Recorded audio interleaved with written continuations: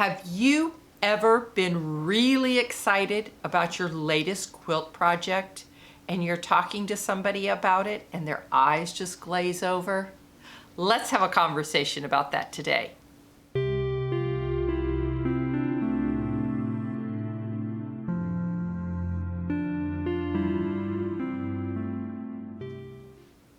Hi, I'm Roberta from Quilt Crafters Corner, and I'm always so excited when I get to talk about my latest project. So if this is something that you like, please hit the subscribe and the like button. That really helps me out and I appreciate it. So let's have a conversation about that latest project that you absolutely love, and you're having a conversation with somebody and their eyes just glaze over. You can tell right away they're uninterested, they don't want to hear about it. I've had this happen to me many times, and it's kind of a little bit, it kind of hurts your feelings a little bit. We as quilters love to talk about what we're working on or what other people think about what we're working on. So it's really important, especially for me, to be around other people that have the same interests and they want to talk about what they're working on. They want that support. They kind of need that support to feel almost validated on what they're working on. And it's really important to surround yourself with a group of people, or maybe even a sisterhood of quilters, just to keep you motivated and keep you from getting stuck. It's also a great place to bounce ideas off of and get ideas. It's amazing how much I change the way I think when I start to talk to other people and have these conversations about quilting and ideas and what did you do here, or ooh, I like that idea, but I'm thinking about doing maybe this. It's a great place for asking questions, and just surround yourself with people that have the same interests that you do, and share your ideas, share what you've just done, and they share with you what they've just done. It's an amazing feeling going, oh, I love that. I love what you did. And just seeing other people's creativity. That shared experience of creativity and other people's projects and your own projects. It's just, it gives you that feeling of, I made that, I did that. It's that feeling that you can do anything. And that's what I love about quilting. And that's what I love about people that quilt. It's an association of people that have a shared common interest. It's about passion. It's about passion for what you do and your creativity. It gets you out of that stuck place, that place where you may not think. You need to think differently. You need to think a little bit more creative. And it's about having a new idea, but with something that you've been doing. It kind of is reminiscent of the story. Last year I did 150 videos, and it started all with, the lockdown. I thought, okay, we're going to be stuck at home for 2-3 weeks and this will be over. Yeah, right. So I started doing a video a day on a block, and it was really to show you what could be done with a couple of fat quarters and a half hour of time, just to keep people from getting stuck and not moving forward. Also to keep them busy and keep them motivated.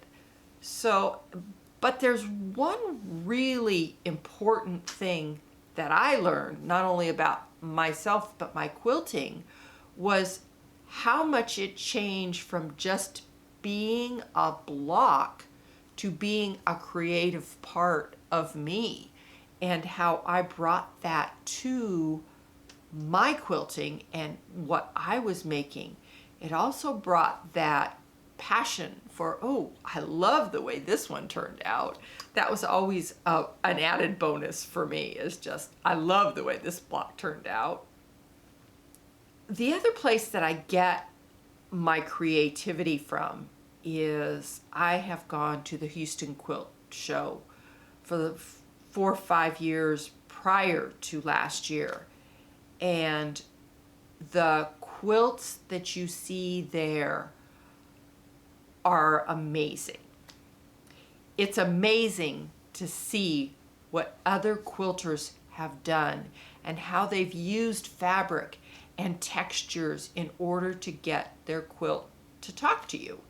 It's a special thing. There's joy and there's love and there's passion put into each and every one of those quilts. Talking to the quilters there at the show and having conversations about what they did or what they learned, and taking those ideas, bringing them back home and putting them into quilts.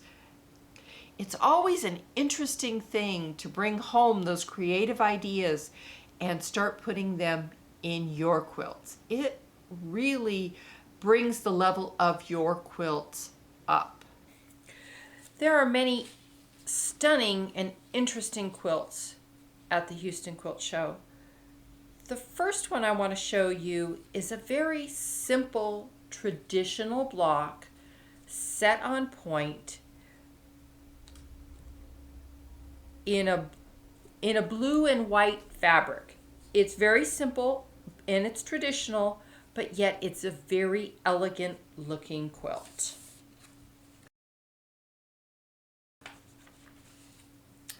This next one is also an interesting quilt. It's a very simple block set on point, and it's done in a way that the color kind of draws your eye to bringing you around the quilt itself. Now this is a really easy way to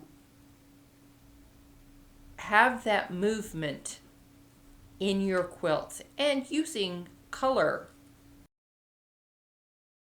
This next one is a stunning blue and white quilt, and when you look closely you can see that this is made around log cabin blocks. Now log cabin blocks are really a very simple and a traditional block, but it's amazing what you can do just by adding different elements to a log cabin block in order to accomplish this star pattern that they have. It's really quite stunning. And once again, this is just a log cabin block made to create the illusion of a tunnel with color and the shapes of the squares in order to get it to look like you're being drawn into this tunnel. Very simple log cabin block, just made a little bit differently, which this in itself just really sparks the imagination. Oh, what can I do with a log cabin block? This next one, I just love this next one.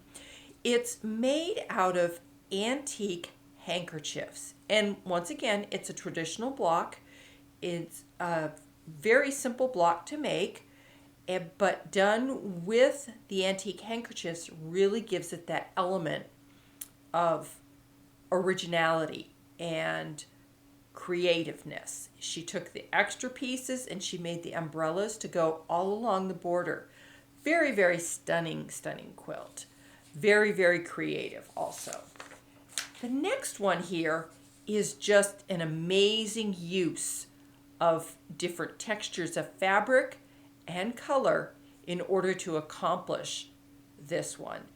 The hair itself is actually, I think it was a fur that they had curled and waved in order to get it to look like hair.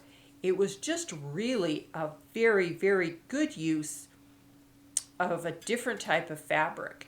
It also really sparks the creative aspect of it, the textures of the fabric and the colors in order to get this quilt to look this way.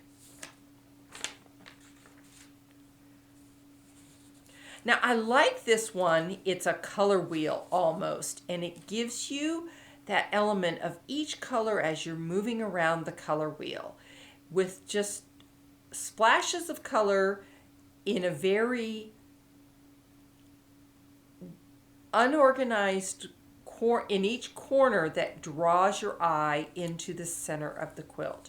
This is a very good use of color, and it's also very, very creative. This next one is what they call a tilized mosaic.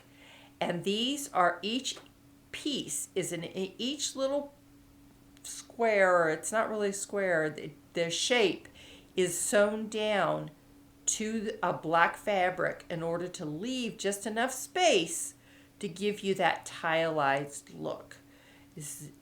Each piece is individually sewn down, and it creates a mosaic all by itself.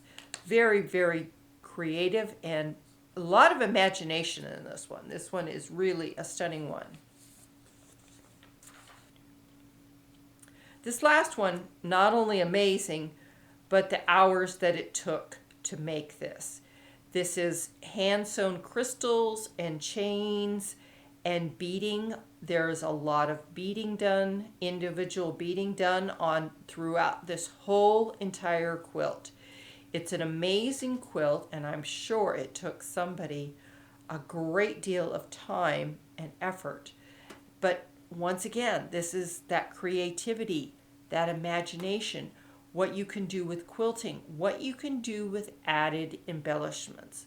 And this is what I'm talking about, that creativity and the imagination and where it can take you in your quilting. Now, the reason I've been going to Houston every year is I belong to a group called Quilts Beyond Borders. And this is a group about giving back. It's sharing quilts or giving our quilts to people in need. They've gone to Peru and Ethiopia, the Syrian refugees. These quilts have gone all over the world. They've also stayed here in the United States with foster kids to Native American Indians, things like that. People in need that we know we can get the quilts to them so that they could use them. And they cherish these because, one, it keeps them warm, but somebody created that with love and joy and compassion, and they get to use it. It's a great way of giving back. Even if the idea didn't work in the quilt for me, I know somebody's going to get value out of that quilt. It's going to be used, it's going to be loved, and it's going to be cherished. These are important things to quilters. They want to have that recognition for what they've done. It's a great way to get that recognition for you. You made that feeling that I made that quilt. I think it's really important as quilters that we surround ourselves with people, a sisterhood, whatever you want to call it, of other quilters that feel the same way that you do, that you get that recognition and that feeling that I'm surrounding myself with people that kind of think the way I do.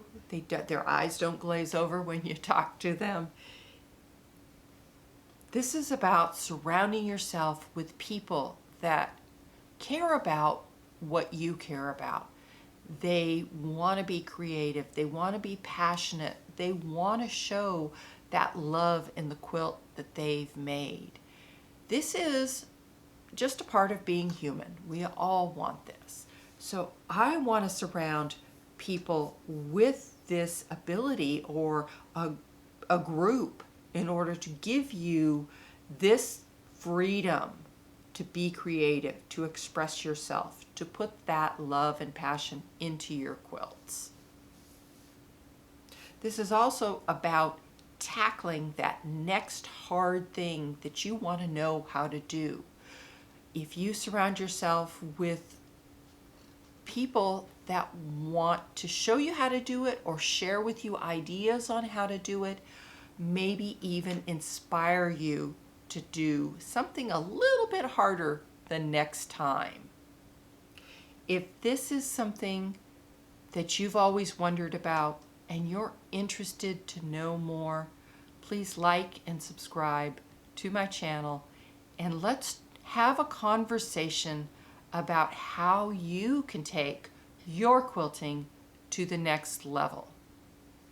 If you've made it this far, I want to thank you and I appreciate it. So until next time, keep quilting.